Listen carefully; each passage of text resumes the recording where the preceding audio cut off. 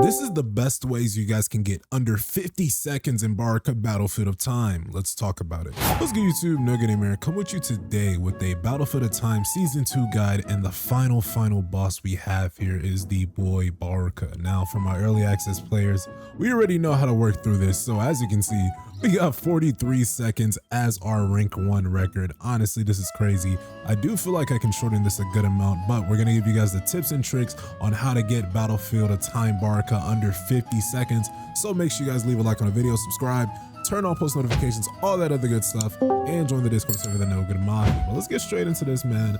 As you can see, we're rocking Emma Laurent, we're rocking Eugene Ho, and we're rocking the boy Mean. As far as artifacts you want to rock for them, for Emma, you 1000% have to go Solid Analysis and Viridescent. There is no changing this. I will not argue for any other sets.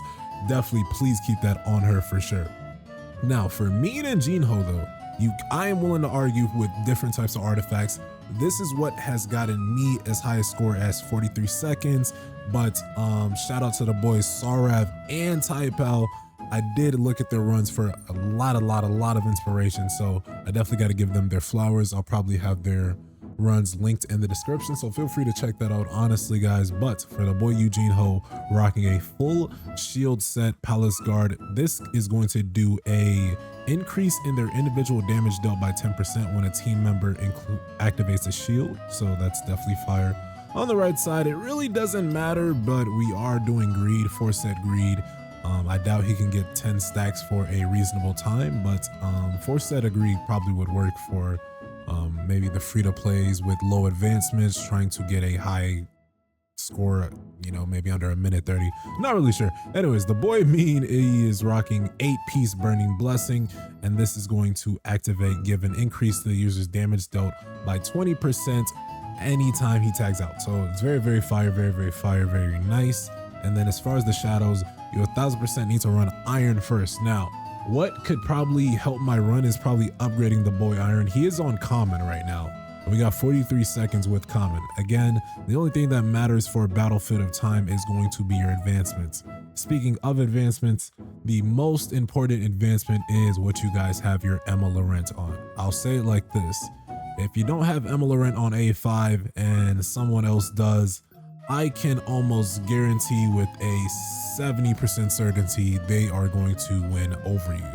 The reason I say this is that Emma Laurent's A5 is probably one of the most broken in the game. When the target enters the break state, resets all cooldowns of all skills, recovers the core gauge and power gauge by 100%, and then gives them a damage increase up to 77% by 15 seconds. Guys, if we gotta like just quickly go to like instance dungeons, you're familiar with the 3-star mechanics, right? This gives you an increased damage dealt by 50%.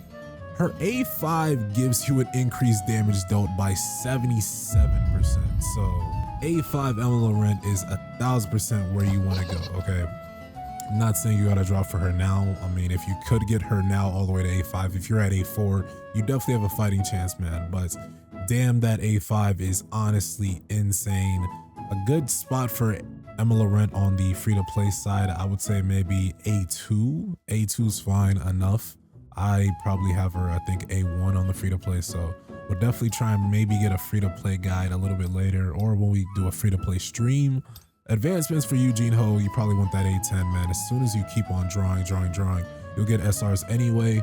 And then the boy Mean, anywhere after A1 is good for him. But if you are going to use his ultimate, then A5 would honestly help Emma as well. Again, we're going for under 50 seconds, so I can't really say too much to how A1 versus A5 would work, okay? But that is pretty much it. As far as the weapons too, I do want to highlight this steel longsword at A10 is probably going to be better than Emma's own weapon. This is what I'm rocking.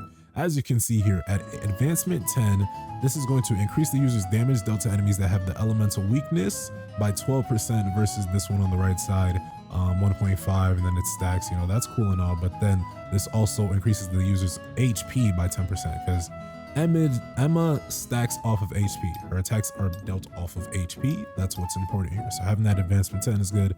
The rest of them relatively don't matter. Eugene Ho, I gave him the steel axe because it gives him defense, and then Mean, I actually just took off his weapons to just have an SR lineup to make it all kind of look nice. But let's go ahead and get straight into this. All right, let's get into this. This replay is from the stream where we got 43 seconds live on Baruka. So guys, what you want to do, and we've been doing this a couple times, so you can check out the stream for the bad runs, the good runs. We broke our own record a few times. I think I started off with 50 seconds, 47 seconds. So all the runs, imperfect or not, are there. Literally the latest stream so far. But Emma Laurent, she's going to be the key here. And again, she's advancement 5, so that's the main reason we're able to do as much as we can right now. But you want to get Emma to a relative spot. I want to say this circle around this handle, I guess you could say, on the floor. You want to get into that spot and use her basic skill 1. So you can see I'm pretty much in this grayer circle, and we use our flame move. We hard switch to Mean. And then as you can see, I'm running back a little bit because I'm going to angle the punishment in the middle. This is important. The punishment being in the middle is very, very important. We're going to get to that though. As you remember, I just flame moved with Emma. I think it's the burn up skill. But with that burn up skill, her burn up skill is actually going to take care of the wave 2 mobs from phase 1 and get us immediately into phase 2. And as you can see, I was already using her basic skill 2 towards the middle as the boss spawn. That way I can do an immense amount of damage and I don't have to waste any time. So I'm literally saving as much time as possible by using the basic skill 2 move right before the boss even spawn. And remember the punishment is now affecting this phase 2 monster. So this Ice Elf Guard Captain, he is very, very irrelevant. Phase 2 is probably the fastest phase it's ever been so far. And we get that under 11 seconds, just so boom, boom, boom. And now the boy Baruka has come out to play. Now with Baruka again can do a bunch of things. He can come at you, he can disappear, he can dance around you, but the best position you guys can catch Baruka in is when he's standing there. So as you can see, I immediately dash to him, and then I'm going to use the burn up move once more. I'm going to use the burn up move in QTE to Eugene Ho. So Eugene Ho is going to do some break damage. Emma with the burn move before I swapped out is going to also do some break damage. So the name of the game for Battle for the Time is going to be breaking as fast as you can. So with that in mind, we did break damage before we swapped out to Eugene Ho. Eugene Ho's QTE did some damage, and then we're using his skill 1. And then when I use Eugene Ho's skill 2, I'm going to hard switch to Mean.